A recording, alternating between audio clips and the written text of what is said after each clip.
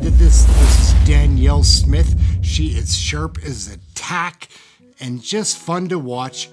We're gonna jump right into Danielle Smith pretty much trashing Trudeau's carbon tax and the effect on her Alberta citizens. Like, whoo, it's great. Like, check it out. Let's go. So we're just getting to the next piece, guys. Oh yes, we do have Danielle Smith. She is up. Sorry guys, I don't mean to make it build it up too much. Come on, CPAP.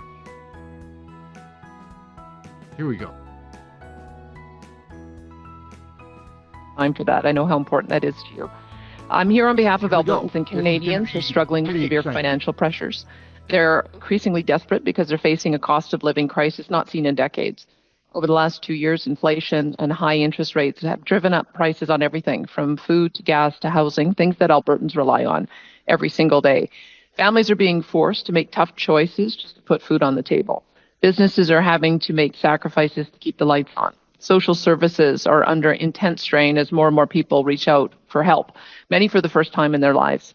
Albertans and all Canadians need common sense, compassion, and responsible government to prevail. So I'm urging you today to heed the calls of Canadians across the country and suspend the increase in the carbon tax on April 1st. The carbon tax has contributed to and worsened Canadian stress and financial pain. Despite the federal government's claims that Canadians benefit from rebates, carbon tax on a net basis will cost Albertans more than $900 this year if tax is implemented. The federal government's own parliamentary budget officer has also said that the cost to each Albertan will more than triple in the next 6 years to a staggering expense of $2,700 net by 2030 to 2031. This isn't just reckless, it's immoral and it's inhumane. And the added pressure will ruin countless lives, futures, and dreams. It's a weight that Canadians can't bear. And that's why Alberta has been calling on the federal government to eliminate the carbon tax since 2019. Let me repeat what I've said many times before. We understand the importance of achieving carbon neutrality, and we can manage it together as a nation without punishing everyday Albertans. We've demonstrated as much in Alberta, where we are making significant strides towards reducing emissions. And we're doing it without compromising jobs and hurting the industries that have created so much wealth and prosperity for our country, and which will continue to do so. Federal government would just let them. Our province has a long history of climate action, with more than 2 decades of programs and policies that have led emissions reductions and inspired other jurisdictions to follow our lead. Provinces and territories must be able to create emissions reduction plans that reflect their distinct needs and priorities. Alberta's industries are steadily lowering emissions with new technology and investment, even as they compete with foreign suppliers who ignore the need to improve their own performance. And things don't have to be this way. We can effectively reduce emissions without punishing Canadians for trying to stay warm or drive to work or school or a medical appointment. Alberta is already doing it through our carbon trading market. It's the technology innovation and emissions reduction regulation just launched actually on NGX this month, and through our emissions reduction and energy development plan, which I released last April. The only thing the federal carbon tax is achieving is higher costs. And in fact, Environment Minister Stephen Guilbeault did say it would take until 2060 for it to have an impact. As of April 1st, Albertans will pay around 35 cents in federal taxes for every litre of fuel, along with the carbon tax that also includes the federal excise tax and the GST, which is a tax on tax. The price of natural gas, which Albertans rely on, will also be affected by the carbon tax increase. The carbon tax increase on natural gas is going up to $4.09 a gigajoule, which is more than double the base price of natural gas, which today stands at about $1.72 a gigajoule. The so-called solutions the federal government is to increase the carbon tax on something that is life or death for Albertans in the extreme cold of winter. And I will say that is, again, inhumane. It begs the question, how far will the federal government go to make life even more difficult and expensive when so many Canadians are already struggling? Alberta municipalities, schools, and healthcare providers are telling us that they need to make cuts and borrow from elsewhere in their budgets just to accommodate the upcoming carbon tax increase. And yet we hear repeatedly that affordability remains a top federal priority. So I'm calling on the federal government to match words with actions. This means working with provinces to ease Canadians' burdens and strengthen the Canadian economy. Serious challenges like affordability and emissions demand serious responses, and an increased federal carbon tax is nothing of the sort, and Canadians don't want it. You only need to look across the country to see premiers across party lines, 7 of us, and the people they represent stand up against it. If the federal government wants to protect Canadians' quality of life, it should step up and cancel the carbon tax increase immediately. At the very least, the federal government should apply policy equally across the country. We've heard Quebec representatives say several times Quebec does not pay the fuel tax. And we also would like to see an exemption on all forms of home heating, not just ones that are centered in Atlantic Canada and on a particular type of fuel. We must do this for the sake of fairness for all Canadians. People of this country deserve nothing less. Thank you for your time, and I'm happy to take questions. Thank you, Premier Smith. We'll start with Mr. Holland. Before we do, though, just to keep on time and respect the Premier's time, we're going to stay exact to our timing. I will cut off on the right on the 6 and 5 minute marks. Please watch your time. Mr. Holland, go ahead, please. Thanks. I'll just start off by saying how I feel it's very shameful for the finance chair, Peter Fonseca, that went into hiding as soon as the premiers came calling to call a meeting on their request. Premier, thank you for being here, and thank you for joining 70% of Canadians and 6 other premiers, including a Liberal premier, in telling this Liberal NDP government to spike the hike on the road to axing the tax by a common sense Conservative government. The PBO once again reconfirmed that families are at a net loss on average because of this carbon tax scam. For example, in Alberta, family will pay $2,900 into this carbon tax scam, and according to the finance minister herself, she said that families, and she was bragging that Alberta families get $1,800 in rebates, and that somehow Albertans should be grateful for this. Premier, can you please tell Canadians the human toll that this carbon tax scam puts on Albertan families so that the Liberals can understand the real pain it causes? Well, I can tell you a couple of things. The way I think most Albertans look at it is the government is taking $1 and promising to give back 75 cents. And everybody knows that that's not a good deal. We've seen in the polling that people don't support the increase. They don't support the tax. And I can tell you an MNP report from October 2023 showed that 51% of Canadians are $200 or less away from being unable to meet their financial obligations. We also find that in Alberta, people are more likely to say that their level of debt is concerning to them, 51%, and that they are worried about their ability to repay their debts, 71%. So we took a number of affordability measures in order to be able to offset these costs over the last number of years. Foregone revenue of $7 billion. In fact, I'd be happy to itemize it if the member would like to ask me about it. But we are now at a point where we have to run a balanced budget as well. And we're just asking for the federal government to recognize that it's their turn to do their part to ease the affordability crisis. Thank you, Premier. As you mentioned, in Atlantic Canada, when their Liberal MPs were revolting because their poll numbers were tanking, Atlantic Canada got a carve-out. Alberta got no such carve-out, just like the rest of Canada. Do you feel this is just another blatant attack on Alberta? Look, I know that the question has been raised about the Supreme Court decision on the carbon tax, and I believe that the Supreme Court decided in favor of the government on that because they were making the argument that it was such an important national issue, it needed to be dealt with in a national way, and the rules needed to apply equally across the country. And yet we've heard the Quebec members say that they don't pay a carbon tax. We have heard as well that in Atlantic Canada, the most polluting home heating fuel, in fact, which is home heating oil, now has a reprieve for 3 years. Meanwhile, many of the provinces in the West made the decision years ago to switch to cleaner burning natural gas, and we're getting punished for it. So I would just appeal to this committee that if you want to apply the carbon tax, it has to be applied equally across the country in all provinces for all types of fuel. And if you're not going to apply it that way, then you need to give a reprieve across the country. so that everybody is treated fairly. I think it's creating a national unity crisis, and I do believe that it's the obligation of the members around this table representing all parties to ensure fairness in the way each citizen is treated in the country. They have the mandate to do so. Chair, I'm just going to raise a point of order. And Sure. I just Go my, ahead, Mr. My Naki. sincere apologies to the Premier. I don't want to be disrespectful. I think yesterday, I see Mr. Hallen has a prop on his computer. Yesterday, you deemed that to be a prop, so I would just suggest that if he can not display that while he's on the screen, I'll appreciate it because that's Sure. yeah. I can't see from the angle I'm at, but oh yes, Mr. Nakvi has a point. If you wouldn't mind, thank you, sir.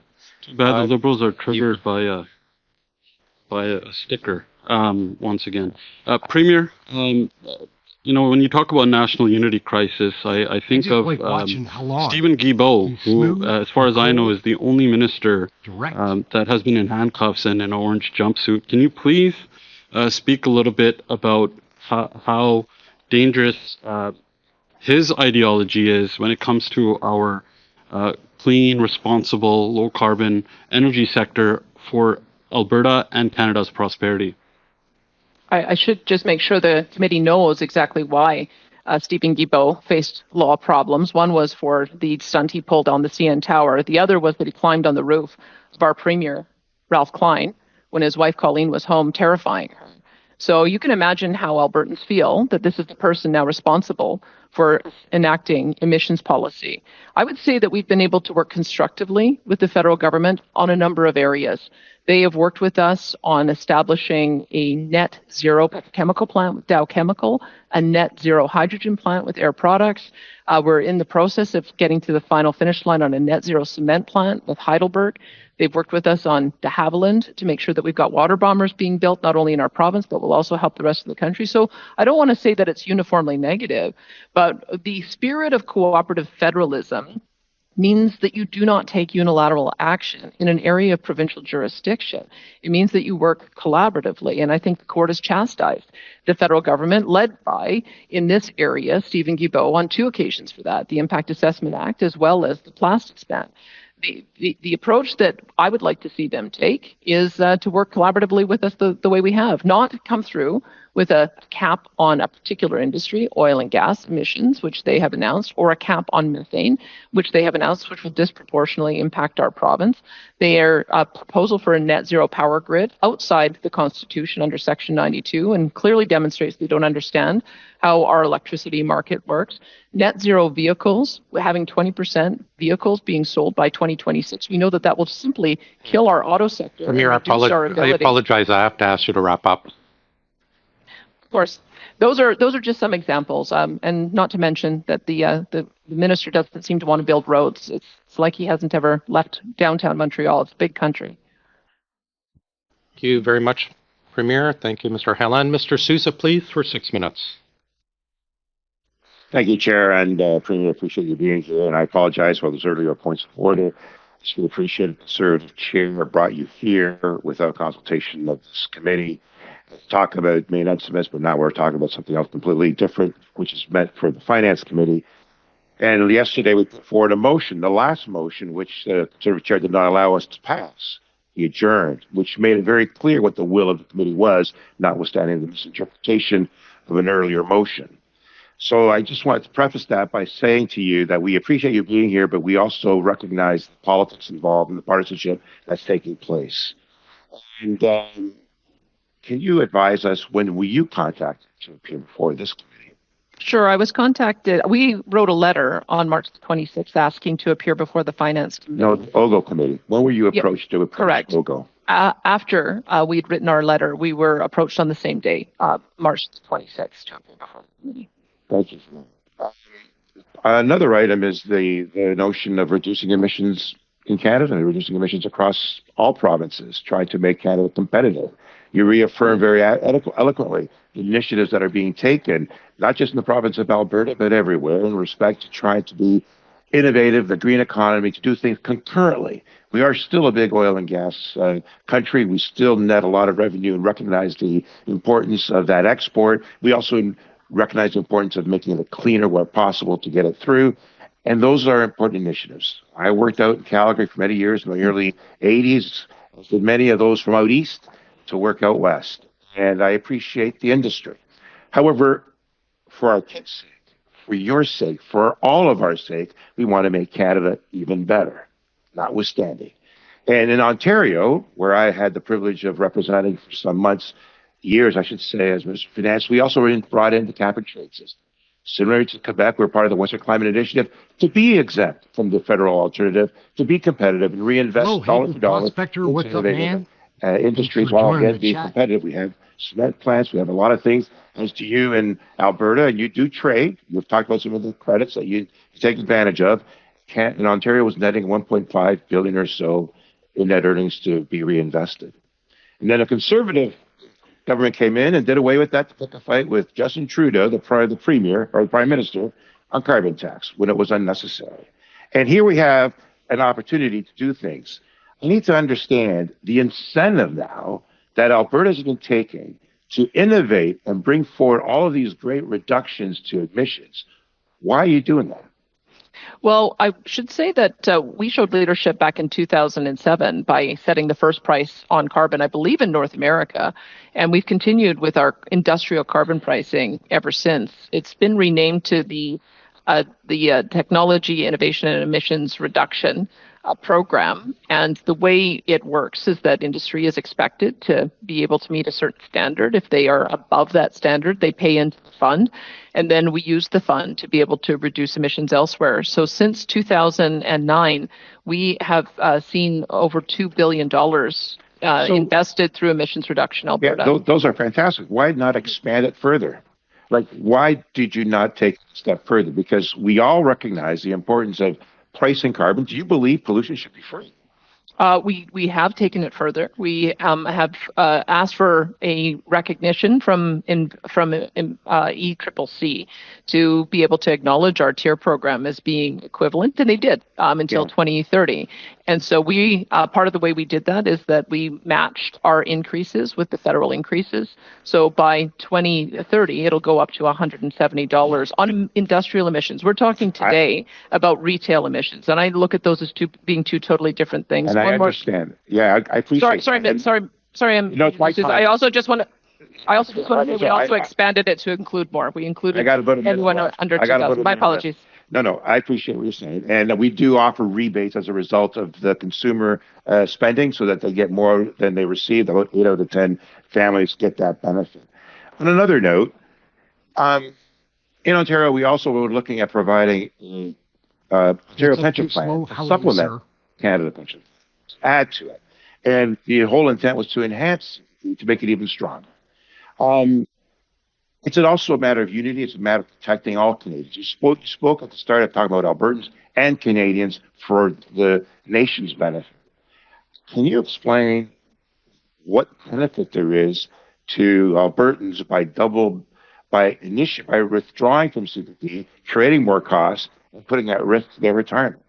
Well, there is a formula in the Act that was insisted upon by Ontario, so that if Ontario ever wanted to get out of the Canada Pension Plan, there would be clear rules for how to do that. We applied that methodology and found that every year Albertans pay more in premiums than they get back in benefits. With that invested over time, it has grown to about $334 billion that we would be entitled to based on the formula in the Act. I think it's important for all Albertans to know, and also all Canadians to know, just how unbalanced Confederation is, just how much Alberta does pay into Confederation. When Ontario was a so-called have-not province, it still provided $11 billion more to the rest of the Federation than it received, whereas other provinces, and that has happened with Alberta, but it's a national unity issue. It's about protecting Canadians. It's also about protecting Albertans for their future retirement. Before I let you go, can you document the times that you were called upon come to this Peloton crate, what's up? Report back as well. Cool spot. Certainly, it was just the one time, and we said yes immediately. Thanks. That is our time. Mr. Savard Tremblay, please, for 6. Thank you, Mr. Chairperson and Premier. Good afternoon or good morning. Thank you for your presentation. When it comes to overall federal spending, well, oftentimes there's encroachment, cramping on provincial areas of jurisdiction, translation setting on my end. My apologies. Sorry, Mr. Sabar-Trombley, we'll pause the time and check for interpretation.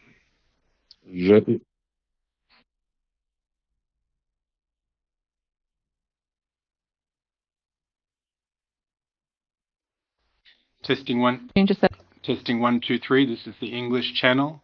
Testing 1, 2, 3. This is the English channel. Testing 1, 2, 3. This is the English channel. There's a little like globe icon. Yeah, there might be a little globe button at the bottom for interpretation, bottom of your screen for Zoom. Original audio English. Listen in English. Perfect. Let me just see if that works. Sorry, I'm new to the simultaneous translation. I hope that works. Testing 1, 2, 3. State your time and start again, Mr. Trombley, or Sabar-Trombley, please. Alors, vous me permettez de recommencer. If I may start from scratch, Mr. Chair. Thank you. Excellent. Good. Well, good morning, Premier, and thank you for your presentation. When it comes to federal spending, there's often encroachment and trampling on provincial areas of jurisdiction. You enacted an Alberta Sovereignty Act. And as a member of the Bloc Québécois, I'm quite sympathetic to that notion. I'm fighting for the complete independence of my nation. And I want to know what motivated you. What was the root cause of this? Is it because the Constitution was being flouted? Was the spending encroaching on your areas of jurisdiction? What kind of interference prompted you to do this? Mostly it's been the various legal actions we've had to take against the federal government. We've had a victory on the Impact Assessment Act, which you know is Bill C-69. We had a success initially on the declaration of plastics being toxic, also deemed to be unconstitutional. But I can tell you my Justice Department is very busy. We have about 14 different actions that we are going to be taking against the federal government for various ways in which they're interfering with our jurisdiction. If you read the Alberta Sovereignty Within a United Canada Act, so I don't share your aspiration on separation, we just believe the Constitution should be abided, that the Constitution was written in a way that gives sovereign powers to the provincial levels of government and sovereign powers to the federal levels of government, and talks about the need for cooperative federalism. The federal government cannot interfere in an area of provincial jurisdiction unilaterally, and I think that's being borne out with some of the court decisions they've now lost.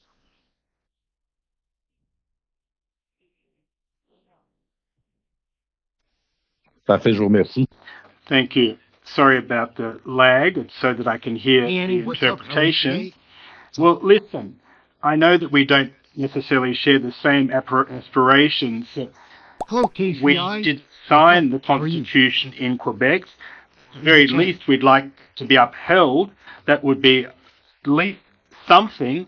But fact is that we would like the Constitution to be upheld and that there be no encroachments that fly in the face of the Constitution. Now, as far as federal spending is concerned, there are oftentimes programs that involve encroachment, and in the last budget there are new taxes that are again a trampling on provincial jurisdiction. Sometimes programs are introduced which on the surface ostensibly aren't encroachment on provincial areas of jurisdiction, but open the door to such meddling. Do you have misgivings about that kind of approach?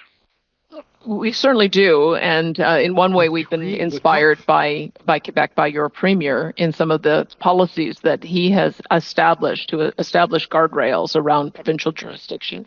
In particular, one of the things we like to emulate is that if there is an area of federal encroachment using the spending power, and we've observed that Quebec has particular success at being able to opt out and be able to receive the full compensation. And that is a strategy that we have started to employ and will continue to do that. Donc, vous souhaitez, si je puis me permettre. So, if I could paraphrase you, you would like more power for Alberta, more areas of jurisdiction, and if so, which, please? We would certainly like for our full area of constitutional jurisdiction to be respected. I recognize the federal government's responsible for military, for international trade agreements, for international agreements, even like those signed at the COP meetings, for passports, for immigration, for currency. That there are some areas that are concurrent that we would like to be able to collaborate on, like immigration, but I don't have any interest on encroaching on any of those areas. In fact, if I tried to set up my own currency or establish my own passport office, then people would say, that's crazy, that's federal jurisdiction. I think people should say exactly the same thing when the federal government encroaches on our jurisdiction. You should say, you can't do that. The Constitution doesn't allow it. Unfortunately, it doesn't appear that it works both ways, and we're trying to assert that it should. Ceci dit, Madame Smith, je pourrais vous dire. Well, were passports to be within your purview, well, obviously the results wouldn't be worse than we've seen in Ottawa in recent times. But that said, it's my understanding that Quebec's model is one that you may wish to emulate. I know that previously there were individuals such as Stephen Harper who wrote a letter stating that Quebec was his role model, and that in Alberta you'd like the same kind of framework. So it's an inspiration for you, Quebec? It is. Let me just give a recent example. I noticed that your premier asked to be able to choose 100% of newcomers coming to his province through the provincial nominee program. I would like that same aspiration. We have been home to 57,000 evacuees from Ukraine. Many of them are using our provincial nominee program. And instead of increasing the amount of provincial nominees that we've asked for to 20,000, the federal government reduced them. So I think that's a violation, quite frankly, Section 95 of the Constitution, which gives us concurrent jurisdiction. And we'll be pressing that. And perhaps Quebec would like to work with us on that. Thank you very much. That is our time. Mr. Bachrach, please. Thank you, Mr. Chair, and thank you, Premier Smith, for being with us. Maybe I'll pick up where my Bloc colleague just left off. You mentioned that Quebec is an inspiration to Alberta, and Quebec has taken a different approach to this whole issue of carbon pricing, the only province in Canada to be part of a cap and trade or a carbon market with, I believe, California and Washington. Is that something that Alberta has looked to participate in as an alternative to the federal backstop?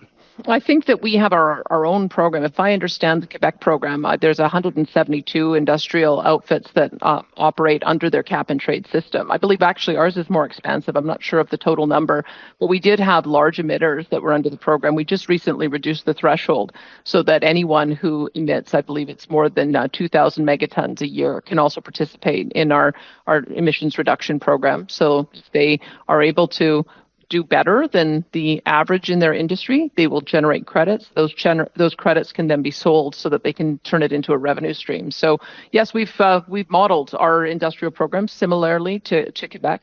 At the moment, it is just internal to trade within Alberta, but it has been advocated to me that we should be looking at ways of expanding it. So you would look like, for instance, if you participated in the same carbon market as Quebec, then this whole issue of the carbon tax wouldn't be an issue for Albertans. It's not an issue for Quebecers because they're part of a different system that they've signed up for. Are you currently looking at whether to participate in that same system? No, we won't participate in that system because, quite frankly, we transfer enough money to Ottawa that then gets spent in equalization to Quebec. So we're not looking for another way of transferring dollars out of Alberta to Quebec. What we are interested in doing is finding ways of generating our own offsets through our investment in Dow Chemical, Petrochemical, which is net zero, Air Products, hydrogen, which is net zero, Heidelberg net zero cement. We also are keen to work with the federal government on establishing an ammonia market so that we would be able to reduce emissions internationally. Article 6 has been mentioned by previous premiers. If we could simply reduce China's reliant on coal by 20%. That would offset all of the emissions of all of Canada. We also have geothermal that we are investing in. We just launched our very first competitive hydrogen fueling station, and we'll be building out our hydrogen infrastructure. We've partnered with the federal government on dual fuel vehicles for long haul. We've partnered with the federal government on hydrogen buses. So those are the kind of ways that we want to generate our own credits that can be used to offset our emissions. We can get to net zero by 2050. At some point, once that market is more developed, perhaps we would look at having those emissions credits traded more broadly, but at the moment we're keeping it as an internal market. So you mentioned Article 6 and this idea that we can get some sort of credits for our exports, even when those products are consumed in other jurisdictions. And Canada does export some clean products. However, we also export some products that aren't so clean, including thermal coal. Should the impact of burning thermal coal in other jurisdictions also count against our domestic emissions? Well, I can tell you we don't export thermal coal, as I understand. I think that's mostly British Columbia that does that. I'm not saying Alberta, but I'm saying Canada, because of course Article 6 would apply on a national basis, I believe. Correct? Well, you actually have the ability under Section 6.2 as a subnational government to also go and negotiate those kinds of partnerships. I can tell you how South Korea and Japan and India are looking at it. Since they do have a large coal fleet, they're looking at dual combustion. So if we can apply either hydrogen or ammonia so it can be combusted at the same time, that reduces the overall emissions profile. And if there's a way for us to export those products and then get joint credit, whether it's 50-50 or whether they take 80% and we take 20%, we think that that's good for the planet. We think that that would be the way that we would make the largest reduction in emissions globally. But I guess my question still stands. Should we not also be, should our exports of dirty products also be accounted for in the same way that our export of clean products are?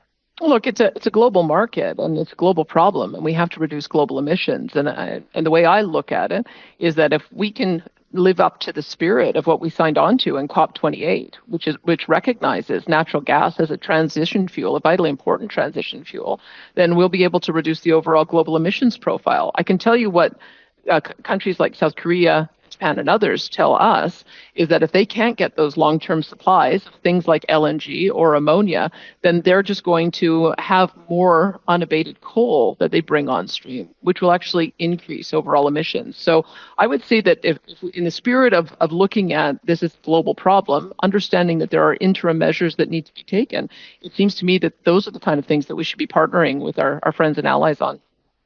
So you mentioned COP28 and the Paris Agreement. Do you support Canada remaining in the Paris Agreement? Yes.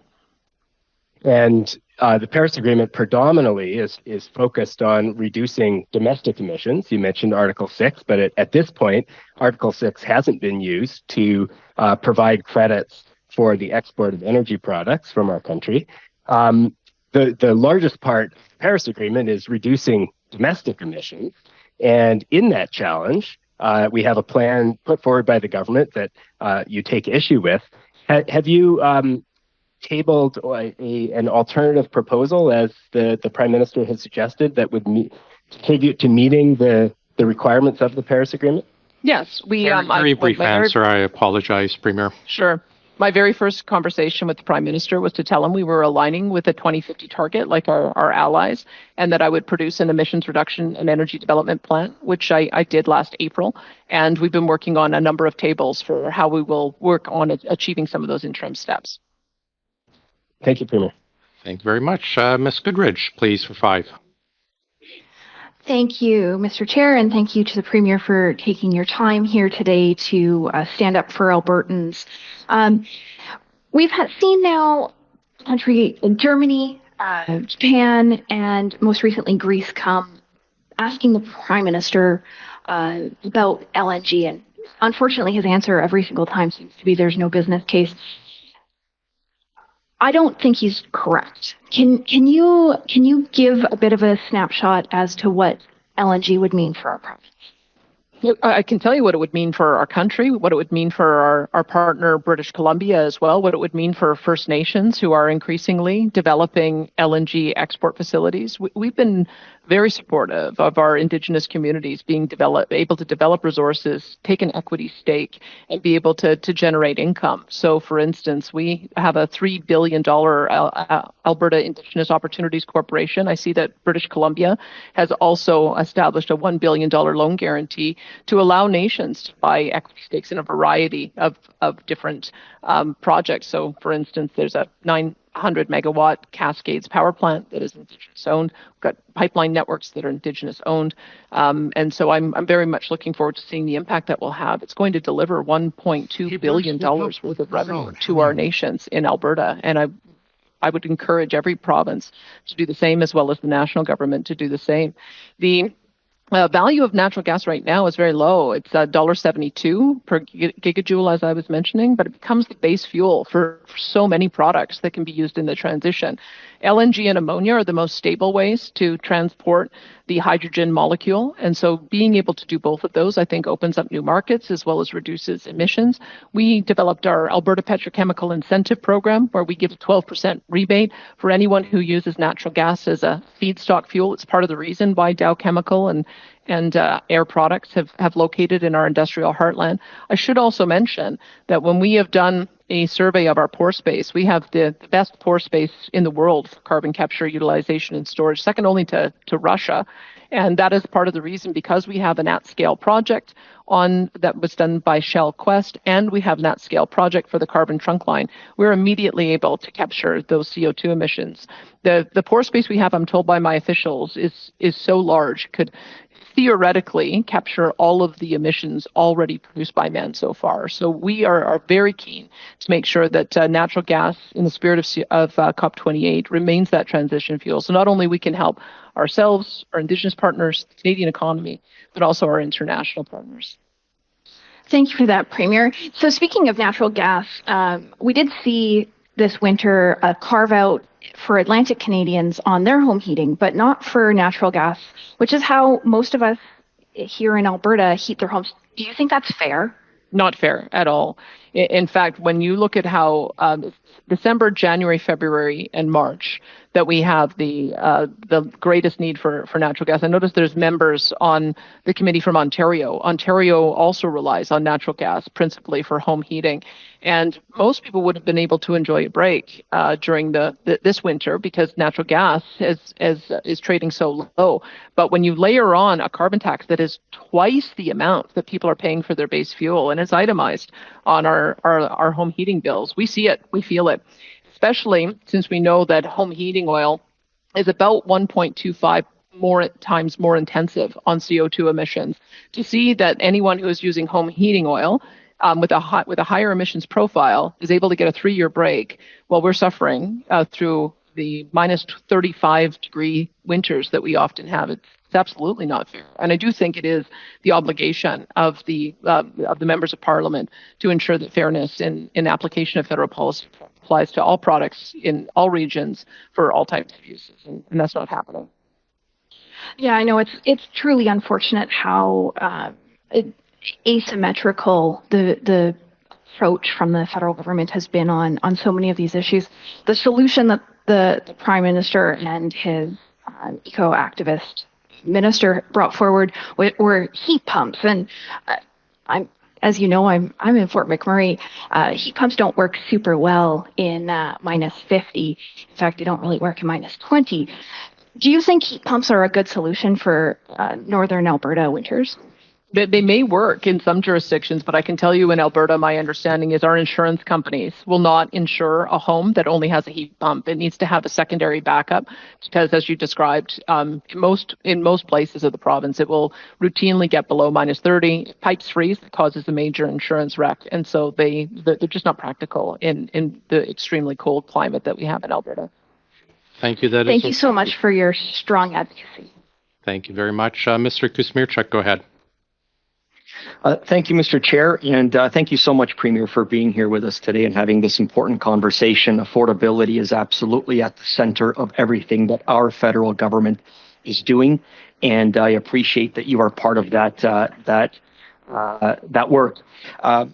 I wanted to set the record straight right off the bat. The oil to heat pump affordability program is not just available to communities in the Atlantic provinces. That is a program that is available across Canada from coast to coast to coast across all communities. And as you rightfully pointed out, Premier, home heating oil is often the most expensive, but also the most polluting type of oil. And so again, our federal government has extended that program to all communities across Canada, including in Alberta and including in my home province of Ontario.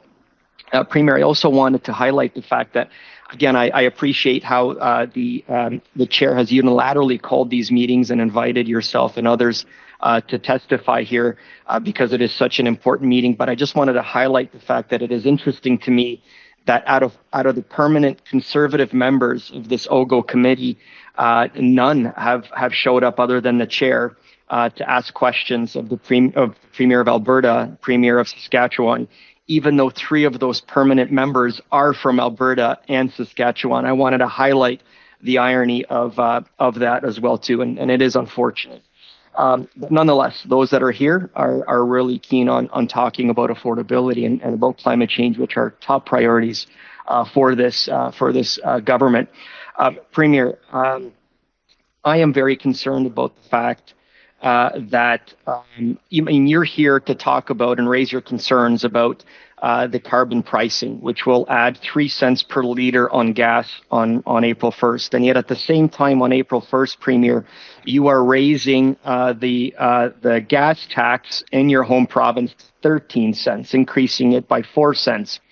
I understand you were at an Axe the Tax rally yesterday, I believe, with the leader of the opposition. Can you clarify for me whether you were protesting? Was it a rally to axe your tax on the gas tax, which is adding 4 cents to a liter? If you can just clarify that for me. If you were at a rally to axe the tax that you are increasing in your province by 4 cents. Sure, happy to answer that. I should let you know that there are 12,000 Albertans that have home heating oil of our nearly 5 million population. So I think just by those numbers, you can see that your program does not apply equally across the country. I would say as well that as I mentioned, we have had $7 billion worth of foregone revenues because we've been trying to compensate for the inflation crisis at the federal level. In fact, we Premier, sorry, I don't mean to. My time is limited here, but are you speaking out against your government's 4 cent increase on the gas tax on April 1st? I'm just curious. And will the government listen to your concerns? Well, the federal government charges 35 cents in gasoline taxes. We charge 13 cents. Our 13 cents goes to build roads. If your environment minister would let you build roads, maybe some of yours would go to build roads as well. We do. Thousands of them every year. We do. Well, he certainly doesn't seem to want to anymore. Yes. And the 17 cents, as we know, will not go to build roads. Premier, I appreciate you're not wanting to answer my question on that very sensitive issue of you raising the gas tax by 4 cents in your province. Especially in a period right now of really where there's an affordability crisis. I am very worried about the fact, Premier, that last year you had 2.2 million hectares of land burned in Alberta, and you had 299 days of smoke days in the city of Edmonton. Both records, absolute records. Can you tell us whether climate change caused these wildfires and these smoke days? Yes or no? I would say that 60% of the fires are caused by human activity, and so we're doing a public campaign to make sure that people are safer. Well, I thought you would say that, Premier, because I looked at a report from your own Forestry and Parks, which stated that there were 1,121 wildfires last year. Of those, 91 were caused by arson, which is and that includes 262 acres. Out of the 2.2 million acres that were burned, it's only 0.1% of land that was burned was caused by human activity. Can you speak about the vast majority that was caused by, again, by drought conditions and the heat conditions in your province? And furthermore, the most important question, Madam Premier, what are you doing to fight climate change and the forest fires and the drought in your community that is devastating land in your community and communities? Well, I apologize. 60%. Premier Smith, I apologize, but Mr. Kuzmierczuk has used up his time. You can respond in writing because I understand we do have to get you out at a certain time. I apologize. Mr. Savard Tremblay for 2.5, please. Oh, Mrs. Vignola, I apologize. Welcome back. 2.5, please. Merci beaucoup. Madame. Thank you very much, Premier. Thank you very much for being here at the committee. Now, my colleague spoke to you about our desire for autonomy, sovereignty. We don't necessarily have the same take on what that would look like, but when it comes to the current budget, we're talking about over $250 billion that are being transferred to Quebec and the Canadian provinces, including What's up? How are you today? transfers to governments, seniors, and family benefits, and that's a substantial amount. Sorry if I did. Despite how substantial those finance allocations or funding allocations are, the transfer payments for healthcare to the provinces are not adequate. Now, I think you demanded or requested 35%. And what will the federal government's refusal in that regard have in terms of an impact on Alberta's finance?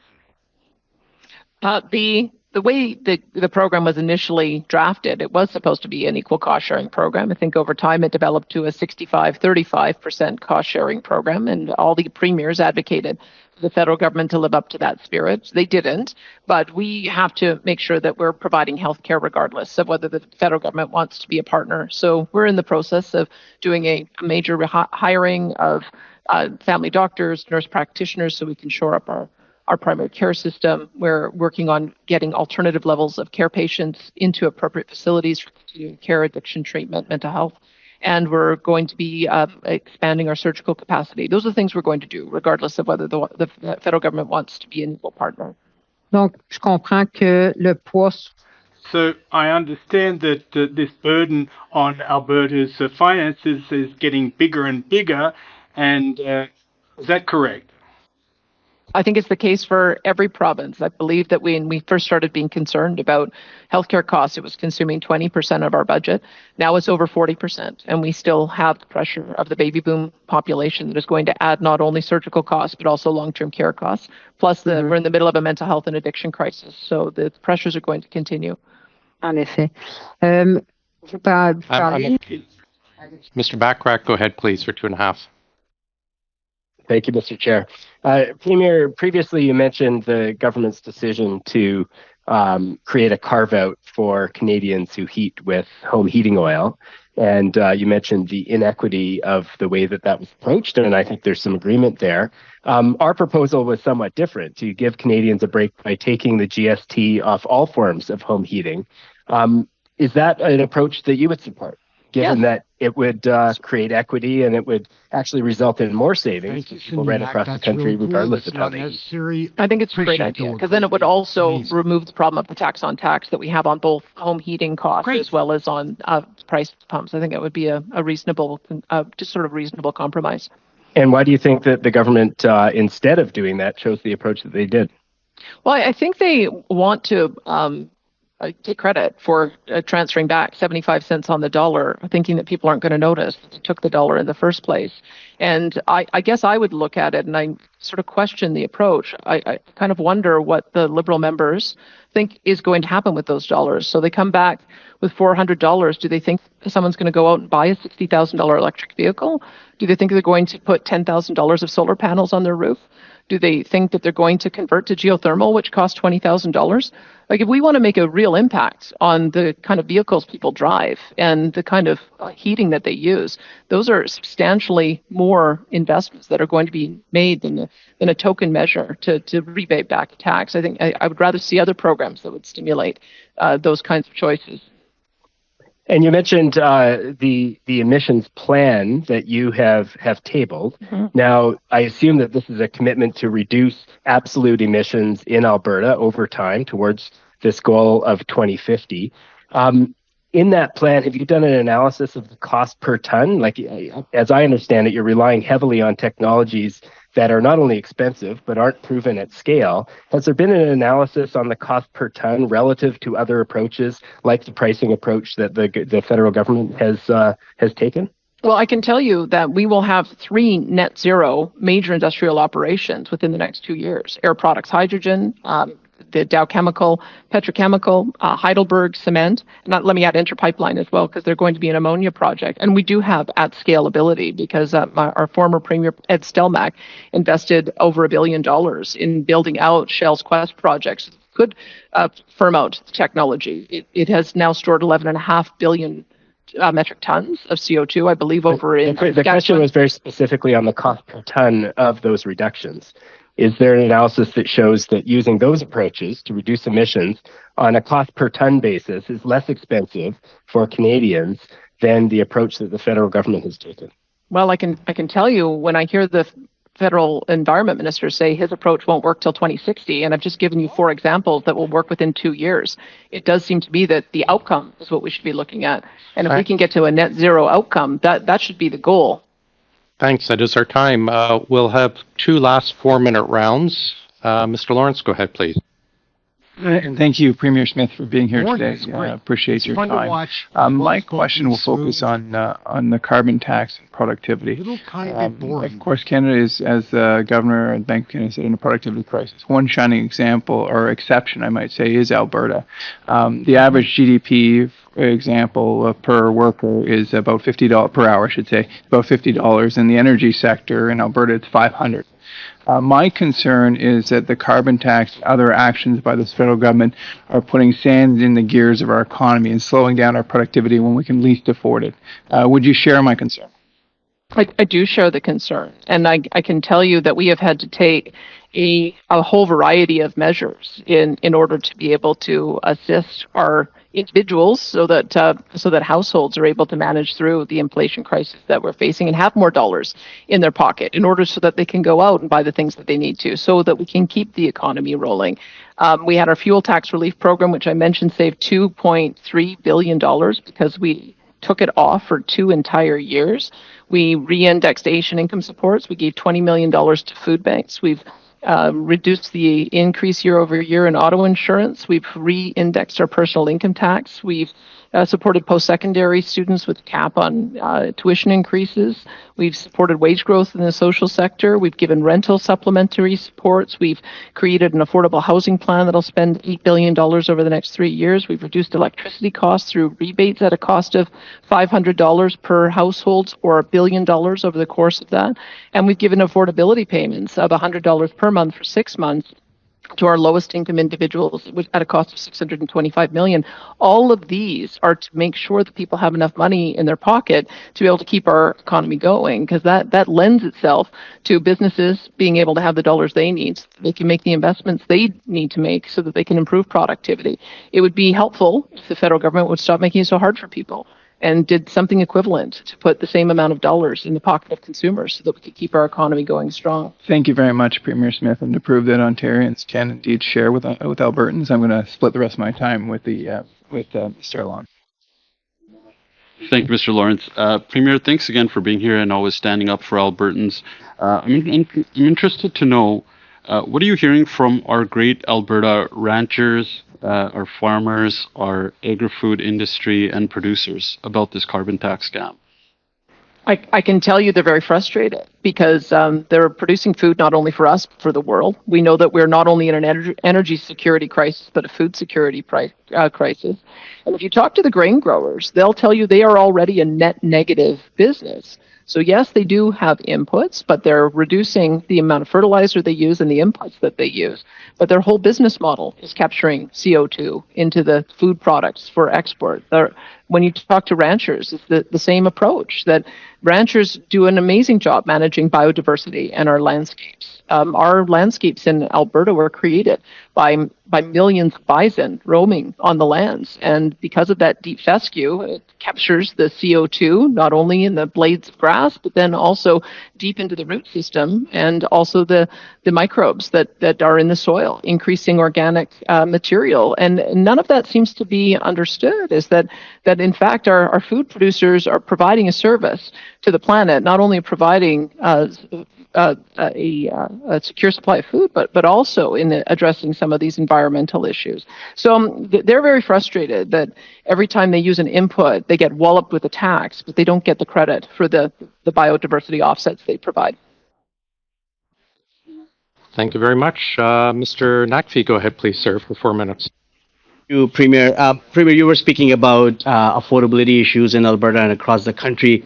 On the other hand, you are raising your gas tax by 4.5 cents. Does it come with a rebate for Albertans, very similar to how the price on pollution through the Canada Carbon rebate will be giving $2,160 to rural Albertan families? We eliminate it completely when price goes above $90, which we did for 2 years. We will eliminate it again when it starts, when the price trends above 80. I'd in fact love to see the federal government do the same thing, that when gas prices are high, they take their tax off completely like we do, and when they're low, they bring it back on. Sorry, Premier, I have a very limited time. So the answer is that there will be no rebate for Alberta families for the increase they will see on April 1st by 4.5 cents. The Albertans will get it removed completely if gas prices remain high, and I'd love to see the federal government do the same. So there is no rebate at the moment. Thank you. So the federal government could always follow our approach and remove it completely. Premier, earlier this year, you imposed a moratorium on all renewable energy projects in your province. Your decision impacted over $33 billion in energy investment and over 24,000 jobs. 6 months later, you then released a plan that would permanently ban or limit the construction of renewable energy in over 75% of Alberta, citing a concern that renewable energy projects have an impact on, and I quote, viewscapes. My question is, do oil rigs impact viewscapes? Yes or no? The wind turbines are the size of the Calgary Tower, or the. Asking about oil rigs. I'm asking about oil rigs, Premier. Yes or no? Do they impact viewscapes? No, they're not the same size as the Calgary Tower. Do coal mines impact viewscapes? Yes or no? We only have 4 advanced coal projects in Alberta. The coal mining is actually more of a British Columbia issue. Does the Gracie Lake coal mine, a project on the eastern slopes of the Rocky Mountains, impact viewscapes? Yes or no? I've got very limited time, Premier. That was a project from the 1950s, and it's currently not in operation. But does it impact viewscapes? It's currently going through a regulatory process. So do you think that oil and coal mines have a lesser impact on viewscapes than solar panels would? I would say, as I said, it's the wind turbines we're concerned about because of the size of the Calgary Tower, and in some of these projects there's 100 or 200 of them on a single site, and they also find themselves in migratory pathways, so they have an impact on bird and bat populations. So your restrictions will not impact solar panel projects, renewable projects in the province of Alberta? They will. The issue around solar is making sure that it doesn't take up arable land, prime agricultural land. We're spending a lot of money with the federal government on irrigation, and there's certain uses that are incompatible. You can't put pivots on a landscape that has acres and acres of solar panels. So we're asking for them to be moved to marginal landscapes. So I'm having a hard time, if you're not going to allow renewable sources of energy to take place and create thousands of jobs and investment in Alberta, how are you proposing to reduce emissions that you're claiming that Alberta is doing when the evidence is to the contrary?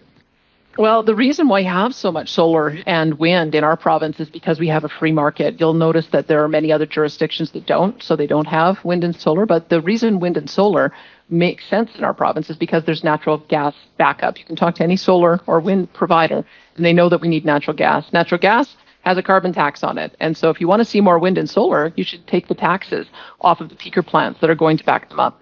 Thank you, Premier. Chair, I'm just going to use my remaining time to move that the committee invite the International Association of Firefighters, IAFF, to appear in relation to the ongoing study on the main estimates. Thank you. Sure. How about if we release our witness and we can go to that? Thank you. Premier Smith, thank you very much. I appreciate your time. It. Thank you to the committee. Did you want to propose by a certain date or anything, Mr. Nakfi, or?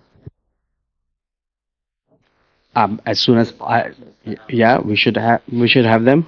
you're so good in scheduling witnesses so urgently that I have full faith and trust in you. So on Good Friday, we'll be meeting with the IAFF. Okay. We have a motion on the floor. Speaking list, or are we fine to adopt that, colleagues? Do you want to just read it in slowly, just so make sure? Oh, I have Miss Atwin. Do you want to just repeat it slowly, just so our clerk can write it? I will, and I would suggest that as soon as possible, Chair. And the motion reads that the committee invite the International Association of Firefighters, IAFF, to appear in relation to the ongoing study on the main estimates. Sure. Before the estimates are tabled. How's that? Yeah. Ms. Atwin, and then Ms. Backrack, or Mr. Backrack. My name's Aaron. This is Question Period Canada. Like and subscribe. Danielle Smith is fire. Let's keep it going, guys. Yeah, come back, watch some of our live stuff, subscribe, get notified, share it with somebody. We're doing something different with Canadian politics, a different approach to it. It's different than the other people are doing, I think. We'll see. Come back, like, subscribe.